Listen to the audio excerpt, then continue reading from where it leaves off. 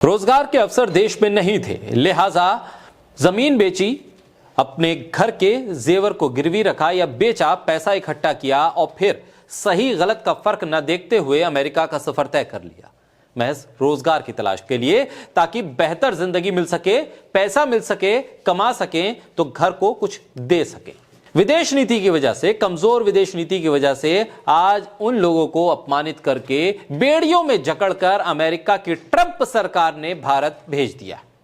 वही ट्रंप सरकार जिसके लिए लगातार हवन होते रहे, देश में नारे लगते रहे, ट्रंप को भगवा कपड़े लोग पहनाते रहे, लेकिन लाखों युवाओं के साथ भारत सरकार, और अगर ट्रंप सरकार जिसके लिए लगातार हवन होते रहे, उनके होते हुए यह स्थिति बनी है, तो इसमें नाकामी किसकी?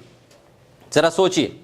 लाखों युवा जो भारत सरकार और अपने प्रदेश सरकारों के निकम्मेपन की वजह से मजबूरी में बेहतर भविष्य की तलाश में अपना देश छोड़ के दूसरे देश गए, तो कम से कम इतना सम्मान तो मिलना चाहिए था कि बेड़ियां और हथकड़ियां तो ना होती। अमेरिका का कानून है, उसके मुताबिक उसने उन लोगों को वापस तो भेजा, लेकिन वापस भेजने का तरीका क्या था, जिस पे सवाल उठ रहे हैं। अपराधी की तरह चेन से बांधकर क्यों भेजा गया?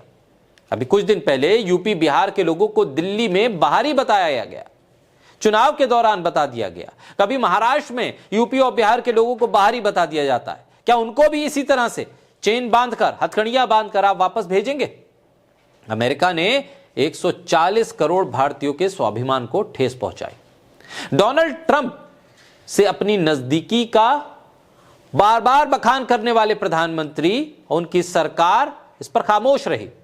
अपने नागरिकों के साथ होने वाले सुल्लूक पर विदेश नीति बनाने वाले खामोश रहे। इस सरकार और उनकी विदेश नीति, जिसमें एक विदेशी सैन्य विमान आया, भारत की सरजमीन पर उतरा और भारतीयों को हथकड़ियों में जकड़ के उतार दिया गया। इससे अच्छा तो कोलंबिया था, जिसने स्वाभिमान के साथ खड़े होकर खुद अपना विमान भेजा, अपने नागरिकों को वापस बुलाया।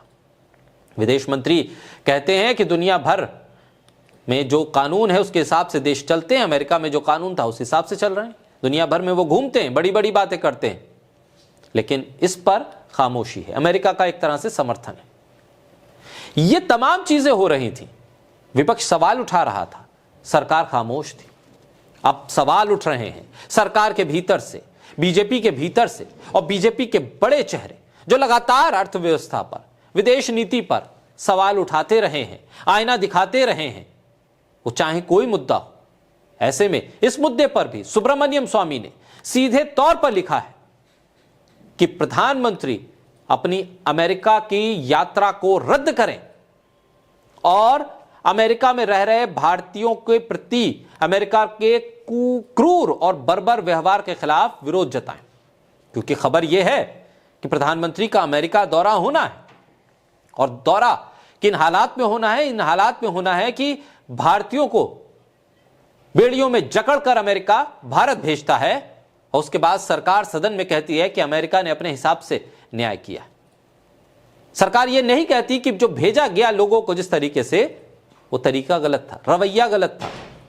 क्या इस बारे में सरकार को कोई जानकारी नहीं थी कि अमेरिका इतने भारतीयों को अमेरिका से भारत भेज रहा है? और अगर थी तो पहले से ही विमान की व्यवस्था करके उन नागरिकों को बुलाया जा सकता था।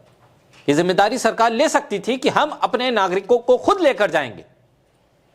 किसी दूसरे देश का सैन्य विमान, आम पैसेंजर विमान नहीं, आम नागरिकों को लाने ले जाने वाला विमान नहीं, एक सैन्य विमान भारत की जमीन पर उतरता है, और उस विमान में जो भारतीय थे उनको उतार कर चला जाता है।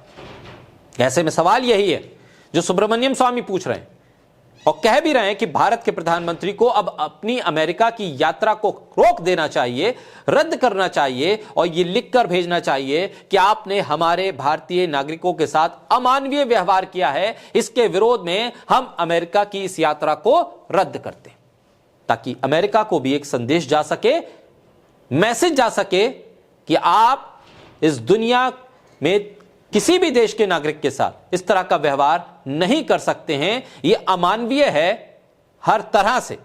और ऐसे में अमेरिका को सख्त संदेश देने की जरूरत भी है, और यह मौका भी है दुनिया भर में अपने स्वाभिमान को ऊंचा करने।